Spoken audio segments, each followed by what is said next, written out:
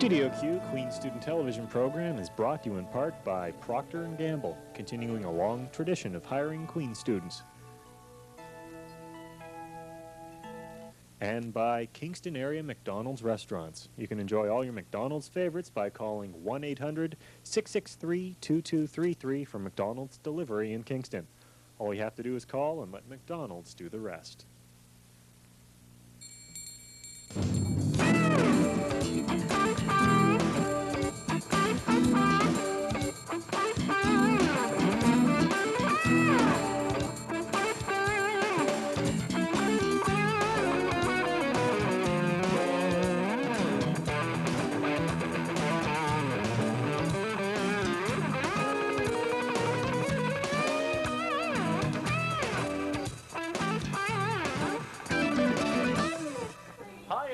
Another edition of Studio Q. We've got a great show lined up for you this week, but first of all, let me clarify something. Yes, as you can tell, my anchor has left me once again. I'm starting to get a bit of a complex here. But with us this week is our assignment editor, Jen Mondoux, and she's here filling in for Teza as she jaunts around. Where is she, out west or something? That's right, Graham. She's on the West Coast visiting some family in BC. Oh, she is? So Graham and I are here at the Grad Club, getting into the spirit of things for St. Patrick's Day with our Shamrock Shake. Yeah, celebrating St. Paddy's Day. Anyway, this week's show is going to be great. We've got stories on the Undergrad games and the Queen's solar car, and as well something most of us can relate to, a documentary on the 20-something. But first, if you're a Globe reader, you might have noticed that Queen's made the front page last Friday. Surface made national headlines, but this time it's a little more serious. This week I took a look into some of the newer legal implications surrounding the ongoing saga of Surface. Some students are fighting hate in a new and controversial way. Global's Simon Dingley is standing by now, live in Kingston. Simon? Well, good evening, Peter. This is the newspaper causing all the controversy. It's called Surface. Kingston. Once again, Queen's has made national headlines. But what you won't find in the TV coverage or in the Globe article is what all the sudden interest is in Surface. The reason is right here in this press release sent by Kingston City Police to various media organizations around the area. As a result of a police investigation into the February 1994 edition of Surface magazine, the Crown Attorney's Office is being asked to determine whether or not criminal charges should be laid against the publication. And the impetus behind this investigation? A citizen's complaint filed with the Kingston Police early last month by Heritage Front leader Wolfgang Droge. The Crown Attorney's Office says it'll be a few weeks before they come to a decision. As for now, Surface can only speculate on the charges which may or may not be laid against them. And what exactly are these possible charges? Section 318 of the Criminal Code, which states, everyone who advocates or promotes genocide is guilty of an indictable offense, and Section 319, which claims that everyone who, by communicating statements in a public place, incites hatred against any identifiable group, is guilty of an indictable offense. As of right now, Surface is still under the Arts and Science Undergraduate Society's constitution. ASSIS is, however, seeking legal opinion as to how they should proceed should criminal charges be laid. We reached President Jen Steeves at the AMS General Meeting this past Tuesday night to find out exactly what course of action ASSIS is planning to take. And ASSIS has hired a lawyer. I have no further comment. So, Jen, what would happen in this case if a legal battle was to take place? Well, Graham, Surface is still under the ASSIS Constitution. As it stands, ASSIS has insurance for libel and slander charges, but not criminal charges. But Studio Q has learned that some Surface alumni have started up a legal defense fund should charges go through. But with a look at some of the implications of all this negative publicity on Queen's, here's Stephan Teague. Just when you thought Surface was dead, it arrived at your front door. Yes, the rumors are true. Last week, the Globe and Mail printed an article about Surface, which grabbed the attention of news media on both sides of the border, and has the Queen's administration responding to calls from concerned alumni and supporters. Dick Bowman, head of Queen's Public Relations, recognizes the incident as cause for concern, but does not expect the Globe and Mail article to prompt any major national disturbances, at least not for now. Soon after the article was published, soon after it hit the street, basically, we got several calls. Not a lot of calls. I mean, I have had 5 or 6 calls from alumni, and we've had about, I guess, 10 calls from various media groups Global News, for example, came to the campus and did an interview, and we tried to help them do their work and arrange interviews with their reporter. And we've had some calls from the, for example, from the Buffalo News and from the United Press Group, some calls from CBC's affiliates, Midday, for example, some from sort of area media, but I wouldn't say there's been a huge volume of phone calls from either the media or from alumni. Although Queen's is often in the spotlight, it is not since the Gordon House incident a few years back that administration has had to deal with such delicate issues concerning racism and discrimination on a national level. A quick response by Principal Smith after the March 11th publication appeared in Wednesday's Globe and Mail as a letter to the editor. It expressed the recognition of the issues raised by the article as important ones, but also criticized the article's description of racism on campus as ones held by some faculty and students, but not most. The information that was discussed in the Globe in the lead was very misleading. To suggest that racism is rampant at Queen's without doing a little more careful checking and more careful reporting is, we think, very, very misleading. According to Brennan Carson, who works at the AIS Telethon office raising money for Queen's, the impact of the article on Queen's support has yet to hit as hard as it might, depending on how future legal issues unfold. Nevertheless, even in these early stages, Queen's is already feeling the aftermath of such negative publicity. We've had a few people last night who flat out said they refused to support Queen's because of the article and were abhorred by the racism or problems that we were having on campus. A few people. They just were negative about Queen's and that the article had turned them off the university. Racism is rampant on campus, students at Queen's University in Kingston say. It's not exactly the ideal description of Queen's alumni and administration would like to have portrayed across the nation. And although the description may be extremely misleading, it has captured the attention of a much larger audience on a much larger scale, and has the administration sitting on the edge of their seats, but not yet standing. Until Surface dies and resurfaces again, I'm Stephan Teague, reporting. On March 11th, Queen's Medical Outreach worked up a sweat in the QMO Cycle-a-thon in the JDUC. The sponsored members each biked a portion of the distance from Canada to Guyana on stationary bikes, collecting loose change from students passing by. The organization is planning on sending 20 students from meds, nursing, and rehab to Guyana this summer to provide aid to local communities. So far, the QMO has raised $1,700 for the cause. For those students interested in contributing to the program, there is a QMO auction in the Lower Cayley this Friday from 3 to 7. On Monday, a tuition hike forum in the McLaughlin Room in the JDUC gave some members of the Queen's community the opportunity to voice their concerns regarding the potential tuition hikes in the next academic year. Despite the in-depth discussion, no conclusions were reached. Commerce students had the opportunity to display their business smarts at the QMA's ad competition last Saturday. The competition's 4 type hypothetical advertising packages were presented to a panel of corporate representatives. The first place winner received a prize of $300. The AMS finally passed a motion to purchase $30,000 worth of new computer software at the annual general meeting last Tuesday. Another motion was passed to create a new municipal affairs commission within the AMS as an interim measure to be evaluated next year.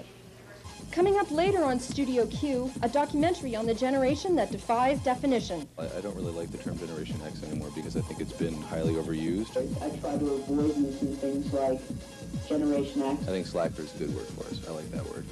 I tell myself, yeah, you can get it too. That's right. Don't forget. Stay tuned for some insight into the 20-somethings.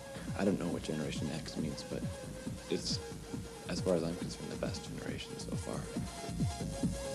It took some enterprising Queen's engineering students to enter the Queen's solar car in an international solar race held in the U.S. last year. Now a film has been made to document the event, as well as the success of our very own engineering faculty. Susanne Currie has more. Yes, Queen's has its very own solar-powered car, built and designed by engineering students here on campus. The car has its own SunQuest team, comprised of Queen's undergraduate students who share a common interest in the development and promotion of electric vehicles and renewable energy. In June, 36 North American university teams competed in Sunrace 93, a week-long solar car race running from Arlington, Texas to Minneapolis, Minnesota. The race provided the SunQuest team with a fantastic opportunity to demonstrate all of their hard work and technical innovations. Last Friday evening, Queen's hosted a gala premiere screening of the inspirational documentary film, Chasing the Sun. This half-hour documentary features the 7-day event at Sunrays 93. The 4 filmmakers spoke at the gala and fielded questions from the audience about Sunrays 93 and the film itself. The filmmakers followed the SunQuest team on their 7-day trek through the United States, mixing on-the-road footage with short interviews and lively music and graphics. The film's objective is to inspire more young people, especially women, to pursue careers in science and technology by providing an insight into the thrill of what engineering really can be. Yes, women can do this as well. Chasing the Sun is scheduled for international distribution and will be targeted primarily to schools and other organizations. Its hope is to encourage young women into entering a traditionally male-dominated field of science and technology. And for many of us, technology is the way of the future. For Studio Q, I'm Susanne Currie reporting. The African and Caribbean Students Association hosted a cultural celebration last Saturday night in Grant Hall. The event was called Harambe, which loosely translated means working together. The participants sang, danced, and read poetry throughout the celebration. The event was an unquestionable success. Queen's Ballet and jazz dancers leaped into the spotlight this week with For the Love of Dance at Duncan MacArthur Hall. The performance drew in over 600 spectators. For the Love of Dance is an annual event that allows students to perform for the Queen's community. Those interested in becoming involved in next year's performance should contact the Ballet or Jazz Dance Club next September. For those computer and internet junkies out there, get this. It looks like the virtual reality shareware game called Doom has been pulled off the Jackson cluster. Computing Services has banned Doom after complaints that its signals were clogging up the system and because of the lack of machines on campus. Doom fans must now resort to their home computers for that computer fix. Studio Q managed to get some footage of the Queen's Musical Theatre rehearsing Leader of the Pack early this week, and our very own Graham Abbey was not too happy about it. Leader of the Pack is playing this Friday and Saturday at Duncan MacArthur Hall. Tickets can be purchased at the Queen's box office. The cost is $5 for students and $7 for general admission. We've heard that the lead is a fine, fine dancer. It's St. Patrick's Day, so come out and celebrate Irish national heritage at one of Kingston's local pubs. Alfie's kicks off on Thursday with the Mahone CD release party. Friday, come check out Ryan from Y&R in the afternoon and Queen's Players in the evening. Battle of the Bands finishes on Tuesday and the Sidemen are at Alfie's on Wednesday. The Shot has got a bit of the blarney on Thursday night, while on Friday afternoon, come play half-price pool. Com94 has a pre-formal cocktail party on Saturday, and on Tuesday, come to the Shot for a Pool tournament. Shamrocks abound on Thursday at Dr. Gertie's. All weekend long, Gertie's plays host to a number of smokers. Wednesday, Dr. Gertie's is celebrating Price Meltdown with Ground Zero Wednesdays. That's it for What's on Where this week. I'm Kathy White, and may everyone have the luck of the Irish. Reality bites. No job, no money, and too much education. Are we really the lost generation, or is there just too much hype about it? In the latest of our Studio Q documentary series, we jump headfirst into the 20-something generation.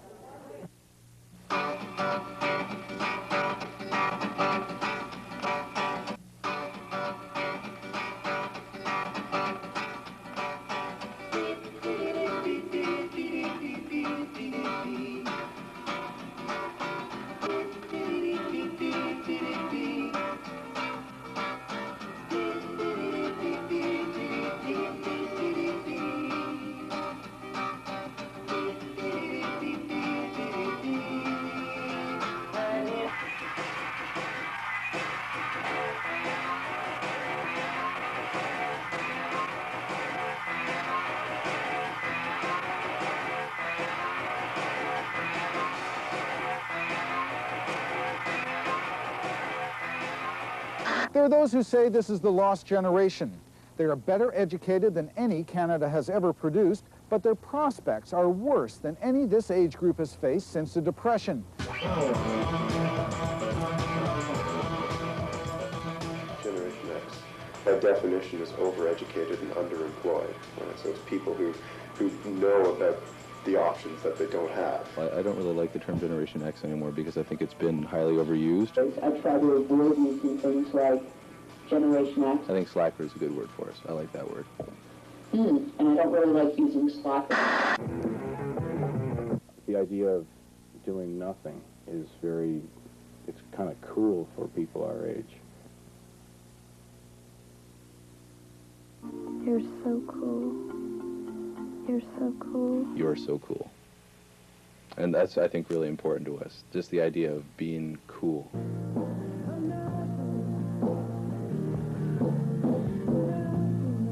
Take the 60s or the 70s and we add, I guess, a sinister, ominous kind of element to it, as opposed to the innocence that there was in the 60s.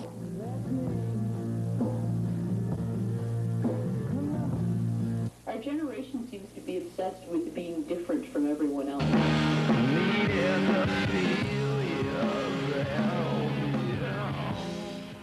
There is no other possibility. What are you going to do in the context of, work that's not necessarily going to be able to pay your rent? A university degree is a piece of paper that, will still get you a waitering job. I have an extensive collection of name tags in here now.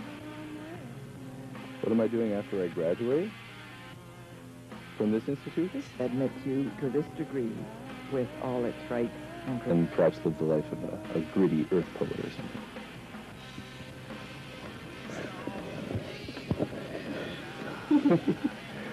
Or a carpenter. Jesus was a carpenter.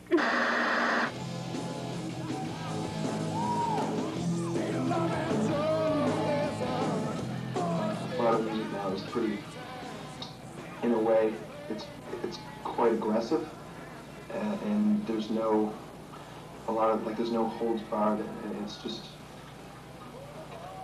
I don't know. I think they should. There's a point where you can say what you want to say through music, and there's a point where, and a lot of times people cross that line, and they just say something stupid. Music can always change, there's always another medium to work through. There's another album, or there's another video, or there's another band, or there's something else all the time. Songs that are getting a lot of popularity, like That's the Loser, and I'm a Loser Babe, so why don't you kill me? I think that sums up a lot of the anxieties that people feel about what we're going through right now. Perhaps that's another thing that we're sort of about, is we're experimenting, the music itself is sort of experimenting, having fun with what it's about, and maybe not being about anything. And I guess that sort of gets back to the idea of apathy, is that sometimes things are not about anything, they're just about nothing at all, or something in the sense of nothing. Something complex like that.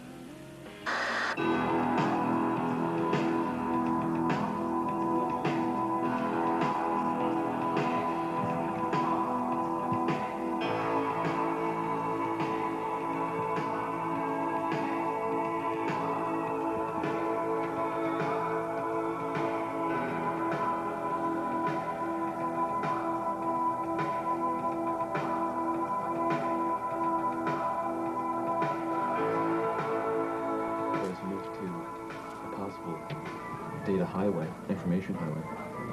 Everything becomes mixed. The best things of all the best features of cable, all the best features of telephone lines, and the best features of internet get mixed up into this ultimate data highway in which everyone theoretically should have access to.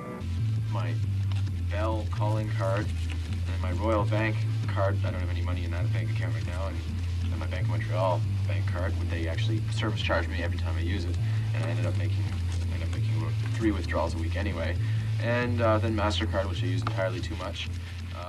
Hey, take it easy. Computer's your friend. Warning.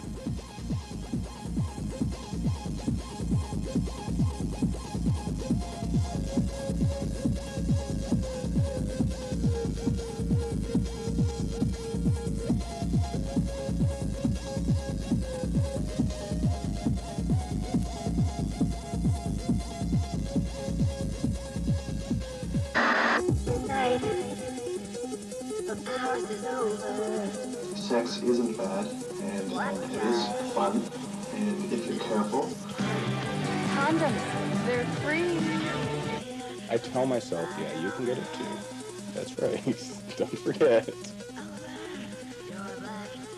AIDS is really big, and it's like they really want us to be afraid of it.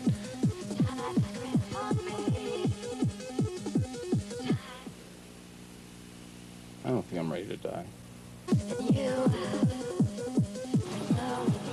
but wear a condom. Be careful. It's a jungle out there. Whenever I think of our generation, I think of, like, you know, long-term security problems and mental health problems. I think we've got it good, actually. There's a lot more stress and things are faster paced, I suppose. We're not afraid to tell people who we are, and we don't really care as much as before what people think of us. One of the problems with the Generation X theories is that a lot of the things that the Generation X people claim to make their generation distinctive apply to more people than just themselves. I don't know what Generation X means, but it's, as far as I'm concerned, the best generation so far.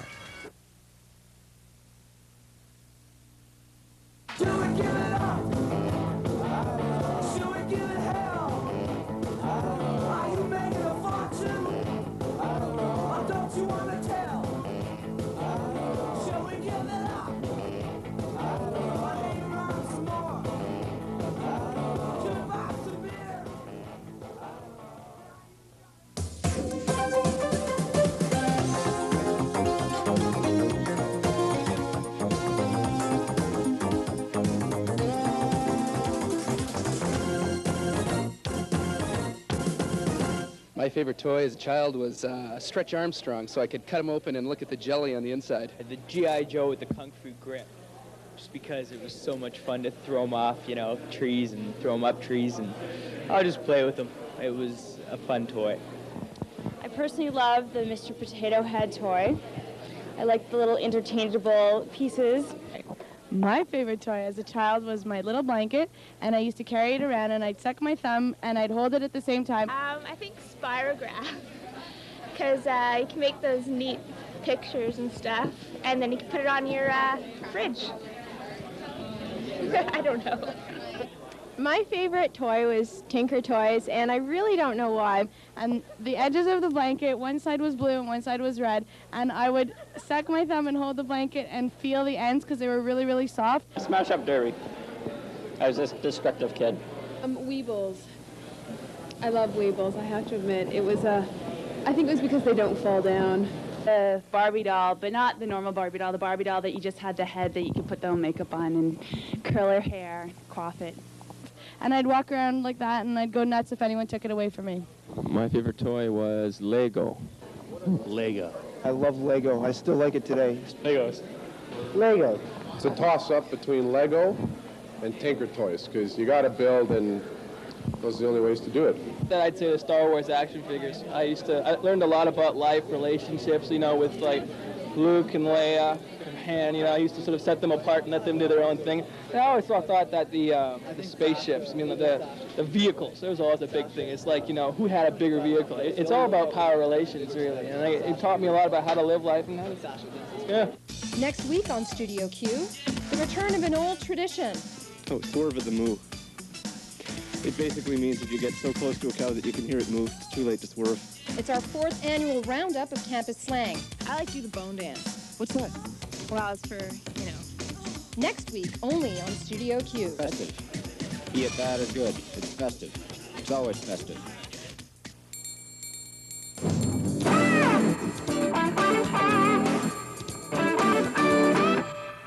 Hi, this is Joe Byrne for Studio Q Sport. The Hammer Dash and Burn Duathlon took place this past weekend. The event combined off-trail running with cross-country biking. Queens is now in first place heading into the MPP series, with Western second and U of T following in third. Final race of the series is next weekend at Trent. The Queens track team competed in the CIAU Track and Field Championships at the University of Alberta in Edmonton this past weekend. Top finishers for Queens included Darren Dugan, who placed 6th in the high jump, while in women's high jump, Leslie Morrison took 8th spot. In shot put, Sarah Leonard and Steve Fruitman both took 5th place in their divisions. Gales hockey defenseman Dan Brown was awarded first-team All-Canadian in a ceremony in Toronto this past weekend, while Vicki Wilson traveled to Calgary, where she was awarded second-team All-Canadian for basketball. In gymnastics, the women's team competed at the Nationals, where they captured the bronze for the second consecutive year. Natalie Marin took 5th place in the all-around competition, while Deborah Singer took 8th and Trace Riddell took 9th. That's it for sports. I'm Joe Byrne. Last Friday, the 9th annual Queen's Undergrad Games were held. Although shortened to only one day of events, the weekend included a pool tournament at the Shot, fundraising activities, and a smoker at Alfie's. Originally, there were to be 4 universities making the trip to Queen's to participate in the Games. In the end, however, only Bishop's University was able to come. U of T, U of O, Bishops and Brock, and as of like Tuesday of this week, teams decided that they couldn't come because of school, weather, didn't have cars, but they failed to notify us, so they only notified us on like Wednesday and Thursday, so only Bishops ended up showing up. Although Bishops wound up being the only non-Queen's participants, they proved to be great sports, as coordinator Catherine Bate expresses. Really well. Bishops has been amazing. They're so keen, and they almost like it better this way because it's a little more intimate. We're getting to know everybody. And it seems as though everyone enjoyed the concept of friendly competition. Okay. This is more fun than somebody should be allowed to have in an afternoon. At table 1. As well, Undergrad Games serves as a fundraiser, with this year's benefactor being Camp Outlook. Various companies, including The Shot, donated generously. Camp Outlook is a valuable organization because all the people who do it are volunteers, and they provide a service for the Kingston community that's invaluable. They don't charge anything for any of the kids that are involved with their program. 13 to 17. Although the event did not go off as was originally planned, the day did succeed in fostering some friendly relations between Queen's and Bishop's students. What do you think of the Bishop's-Queen's relationship? Bishop's-Queen's relationships are great, I would agree. I mean, you are one of my best buds, bud. Best buds. That's my buddy Elias. We're having a good time.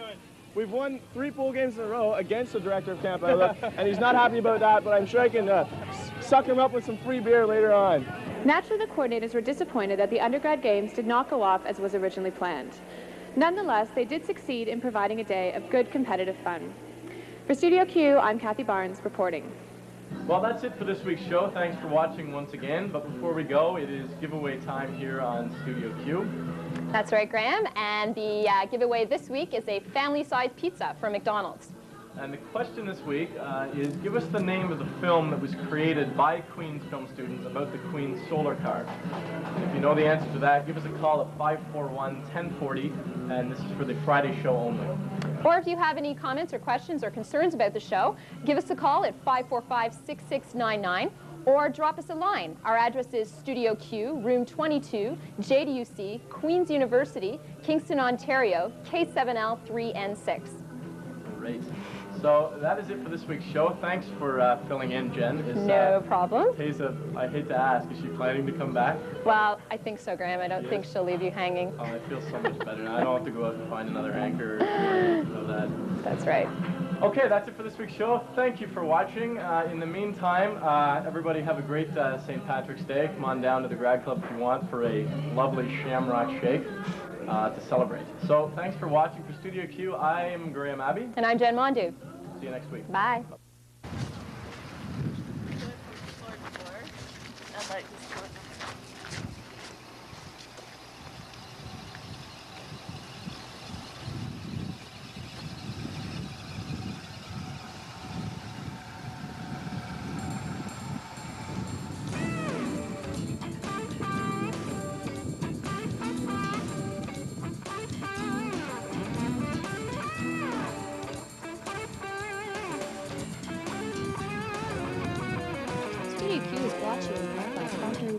Proudly employing Queen's students for the past 30 years.